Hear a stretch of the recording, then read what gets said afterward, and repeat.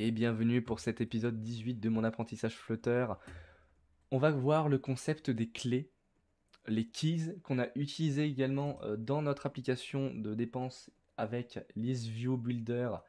Ici, on a mis une key qui est une value key de nos dépenses à l'index. Ça, je n'ai pas compris, je ne sais pas de quoi ça parle et ça ne m'était pas expliqué jusqu'à maintenant, donc c'est ce que nous allons voir maintenant. Ok, alors je viens de voir la vidéo expliquant les clés, je vous avoue que j'ai pas compris. Donc, il a présenté un projet de to-do app, une to-do app, une liste des tâches quoi, avec le concept des clés, donc je vais revoir à nouveau la vidéo et essayer de comprendre. Ok, c'est bon, j'ai continué le cours et je viens de comprendre pourquoi, enfin à quoi servent les clés. Là, on avait une liste de tâches mais qui ne pouvaient pas être cochées par exemple. Attention, attention, voilà. Et là, maintenant, on peut cocher les tâches. Et donc, ce qu'il va faire, regardez, donc là, il peut voilà, les marquer. Mais quand il va changer l'ordre, juste ici, regardez, attention, hop là, eh bien, lui, il est passé en dernier, ok, mais sauf que la case ici est toujours cochée en premier. Donc, les clés vont pouvoir résoudre ce souci-là. Ah d'accord, alors moi par exemple, j'aurais pas fait comme ça, j'aurais mis par exemple down directement dans ma classe d'item.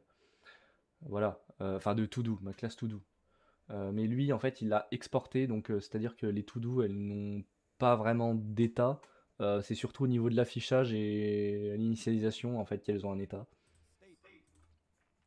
Et donc ce qui fait donc down égale false, voilà. Une fonction setDown, hein, qui est de type booléen, is checked, voilà, on set state, la variable. Enfin, on rafraîchit l'affichage avec la variable qui change. Et oui, parce que l'état, voilà, c'est ce que je disais en fait. Ici, les éléments changent, mais l'état ici n'est pas directement lié dans ma to-do item. En fait, l'état est connecté à l'élément ici de l'arbre des éléments, mais pas au widget. Donc forcément, si on inverse, en fait, il est complètement détaché, il ne changera pas. Ah, c'est ce qui me semblait. En fait, il va voir finalement le type de widget que c'est quand il va construire l'arbre des éléments. Et en fait, si l'item ici, le to-do item, donc change, ça sera toujours un to-do item. Et donc l'arbre des éléments va se dire, bah c'est la même chose, donc je ne vais pas le régénérer.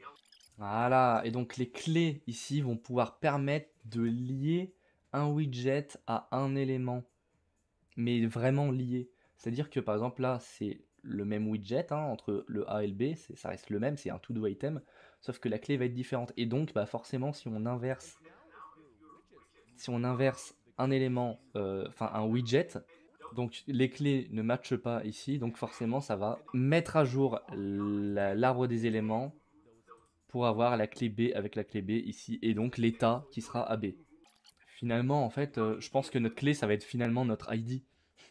Donc, c'est pas un truc que je découvre. Mais Dart a le concept de clé, et je pense que du coup, dans notre clé, on va mettre l'ID de notre qu'on aura généré préalablement. Je pense. Comme nos widgets, chaque widget finalement ont un super point key, donc il y a ils initialisent une clé, on peut lui mettre une clé du coup à notre item. Et n'importe quel widget du coup, de ce que je comprends. Et donc on va lui attribuer une value key qui peut prendre en compte du texte, n'importe quoi finalement. Et donc là, bah, on va mettre le texte de notre to-do. Donc voilà, si notre to-do a un ID, on va forcément mettre l'ID. Et je pense que c'est mieux parce que si on a deux tâches identiques avec deux mêmes textes, il y aura conflit. Et voilà, maintenant ça change. Alors donc, il y avait value key pour avoir une valeur, mais on peut utiliser une object key qui sera finalement notre to-do entière, donc qui contiendra non seulement le texte, mais aussi la priorité.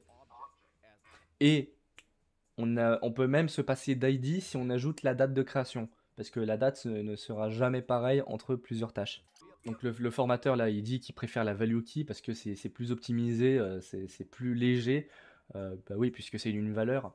Et forcément, bah, j'espère qu'il veut le dire, mais il faudrait utiliser du coup Voilà, il dit la chose importante, c'est qu'il faut qu'il soit unique.